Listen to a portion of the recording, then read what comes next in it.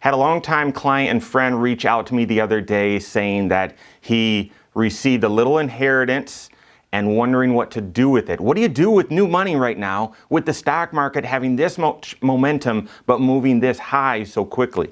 I got that coming up.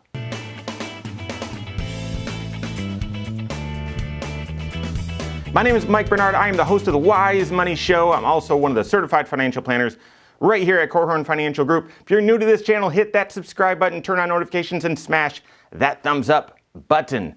All right, yesterday we were talking about some of the biggest worries out there in Wall Street. Well, what do you do if you've got a windfall? What do you do if you've got some cash and you're wondering, well, how do I invest this right now in this economic climate? Listen, I'm cautious, and this guy in Wise Money that's a little annoying, and he's telling me to be cautious. What do I do with new money?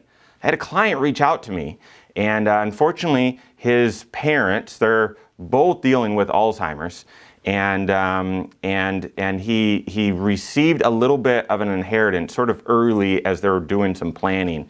And so, I mean, obviously not an ideal situation, but it's a decent amount of money. I think it's over $100,000. And so he's like, well, what do I do with this money at this moment? I've got a couple ideas for you if you've got new money. I would overshadow all of it with you've got to look at your overall financial plan, because if your financial foundation isn't stable, if you don't have a moat around your financial house, then you've got to use new money to make sure that that's solid. Why? Because are we on our way out of this recession, or are we still in the early stages? I have no idea. I would expect we are on our way out of it, right? But we have no idea, and I don't know how personal, whatever the financial challenges are, how personal those are going to get to you. I've heard too many stories of people who've had a stable job at a stable company now either unsure or lost their job. Okay? So new money, before you even think about investing, you need to look at your overall financial plan and say, how does this fit? How does this fit? And oftentimes, especially when it comes to new money, we're a little too emotional to really think clearly. So as always, you got to work with your certified financial planner. If you're concerned that they're just going to try and sell you something, you're working with the wrong person.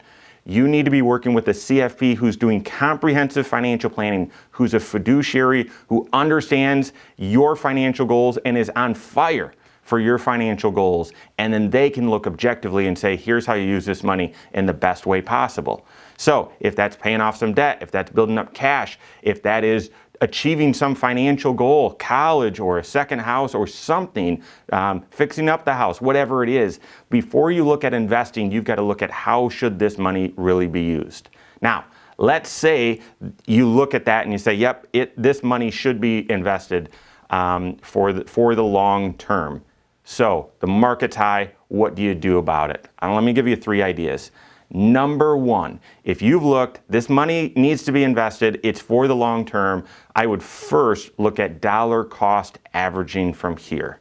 Dollar cost averaging. Basically what that is, you take your 100,000 or whatever it is, and you look over the next 12, 18, 24 months, and you say that's a realistic time frame where we're going to see some realistic ups and downs in the market.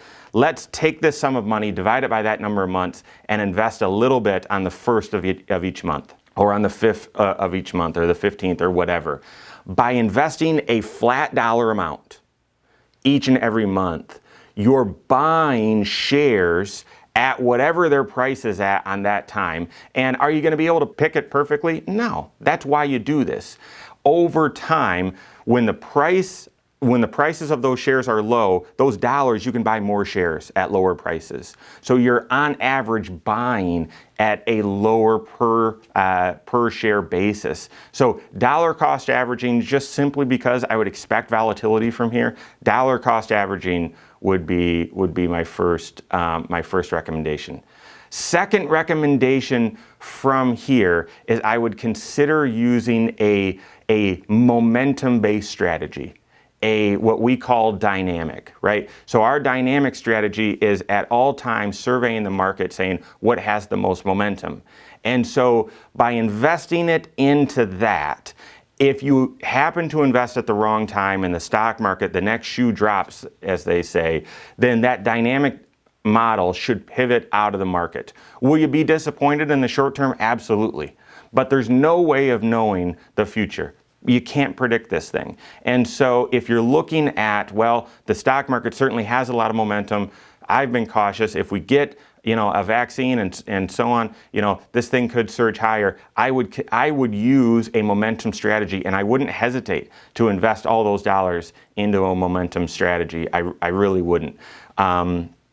And so that's our dynamic strategy. It's done a fabulous job thus far year to date, as it did in the previous recession as well. And so I wouldn't hesitate with new dollars going into the right momentum strategy that's had a great track record. The final way that I'd consider investing new money is rebalancing. Okay, right now we've had a lot of moves in the stock market. We had a severe downturn, obviously, in the first 3 months, and we've had an unbelievable surge in the past 4 months.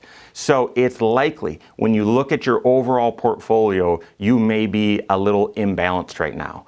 And if you've got dollars that aren't completely in tax shelters, you may want to use this new money to fill in some of the holes. Okay, and the reason why I would consider doing that is even though the S&P 500 is back positive year to date and the NASDAQ technology stocks are at all-time highs, small caps are still lagging, international is still lagging, emerging markets are still lagging, and so likely your U.S. portion, your large U.S. portion of your overall investment portfolio is probably at a higher weighting than it should be.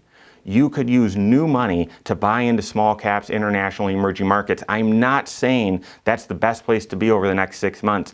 I'm just saying from a disciplined, diversified standpoint, I would make sure you've got a healthy exposure to those, and you could be still buying low with these new dollars. So there are 3 ideas as to what to do with new money, but once again, it's got to be connected to your overall financial plan. The biggest concern that I would have for you sharing these things is that you go ahead and latch on. One of those ideas sounds good and you jump into it. No, you got to look first to see what's my overall financial plan look like and what's the best way to use these dollars for your overall financial plan. Contact your CFP today to figure that out. You can always contact our team. Find us online, corehorn.com. That's Corehorn with a K.